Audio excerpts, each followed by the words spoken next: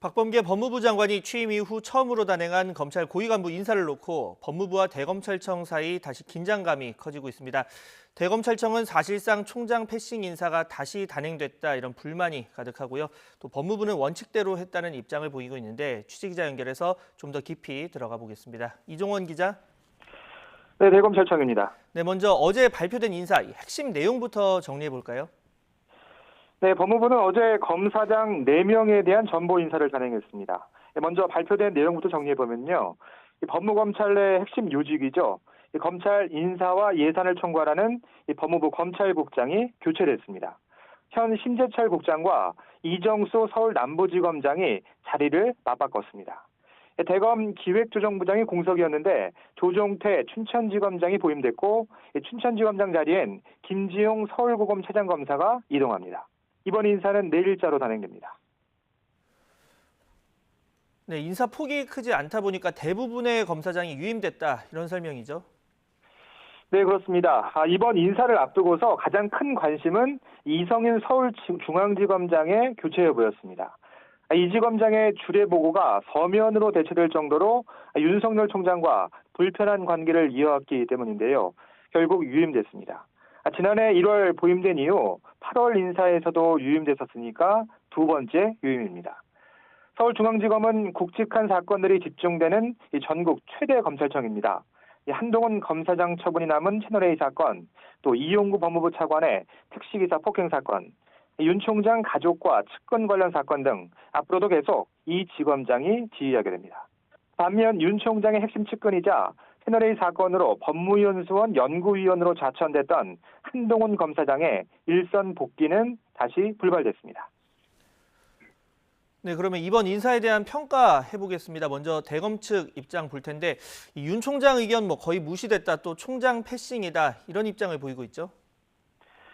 네, 사실상 진행된 절차나 인사 내용 모두 윤 총장 의견은 반영되지 않았다는 게 대검 측 반응입니다. 먼저 구체적인 인사안이 마련되면 이를 놓고도 실무선에서 추가 협의가 있을 예정이었는데 이었다는 게 대검 입장인데요. 그런데 인사안 발표 직전에 최종 인사안이라고 일방 통보가 왔다는 겁니다. 추미애 전 장관과는 다를 거라며 이 두 차례나 회동을 하고 사진까지 공개했던 건 보여주기식 요식행위 아니었느냐 이런 격양된 반응이 나오고 있습니다. 또 윤 총장이 강하게 교체를 요구한 이성윤 지검장이 유임된 데다 윤 총장 징계 추진 과정에도 관여했던 대검 참모들이 그대로 자리를 지키게 되면서 사실상 윤 총장 의견이 받아들여지지 않은 인사라고 반발하고 있습니다. 공식적인 입장은 내놓지 않았지만 윤석열 총장 역시 인사안 발표 이후 격한 감정을 숨기지 않은 것으로 알려졌습니다.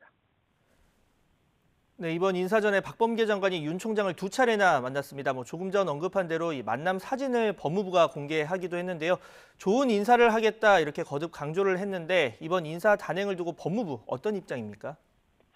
네, 오늘 아침 출근길에 박범계 장관이 직접 입장을 밝혔는데요. 들어보겠습니다. 검찰국장을 교체를 했고요.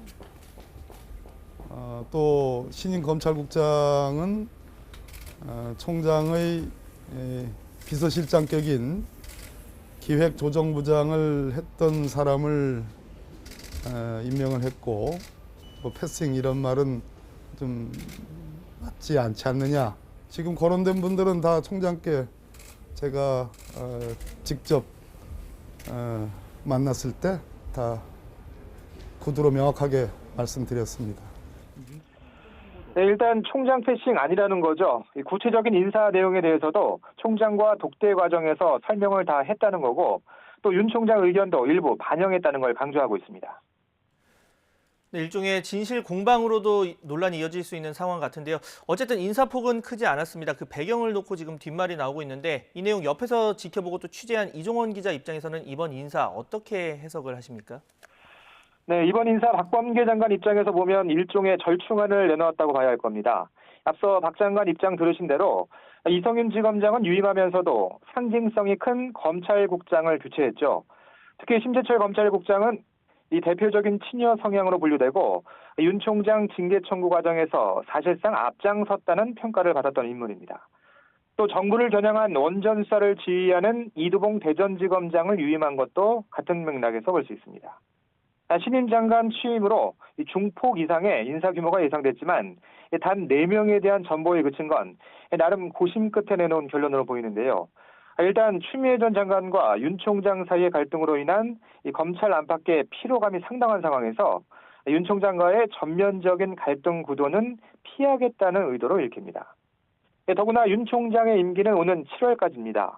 이제 5개월 남짓 남은 걸 고려하면 후속 검사장 인사는 그 이후에나 가능한 상황입니다. 윤 총장이 없는 새 판에서 대대적인 박범계표 인사를 본격적으로 단행하겠다는 걸 공식화한 것으로도 해석됩니다. 네, 그러니까 일종의 절충안이고 오는 7월 이후에 본격적인 변화가 있을지 지켜봐야 한다. 네, 끝으로 이 박범계 장관과 윤석열 총장 앞으로 두 사람 관계는 어떻게 전망할 수 있을까요? 네, 결론부터 말씀드리면 둘 사이 관계 그리 밝아 보이진 않습니다. 휴일인 어제 전격적으로 인사를 단행한 배경에 대해서 법무부 관계자가 이런 얘기를 했습니다. 인사 의견을 듣는 과정의 대화가 외부로 왜곡 보도되는 사례가 발생해서 조직 안정 차원에서 인사 발표 시기를 앞당겼다는 겁니다. 박 장관의 생각도 같다고 언급했는데 윤 총장과 배석자 없이 나눈 대화가 언론을 통해 공개된 것에 대해 불쾌감을 감추지 않은 거죠. 윤 총장 역시 사실상 총장 패싱 인사라는 입장이어서 둘 사이 긴장감이 고조되는 분위기입니다. 지금까지 대검찰청에서 YTN 이종원입니다.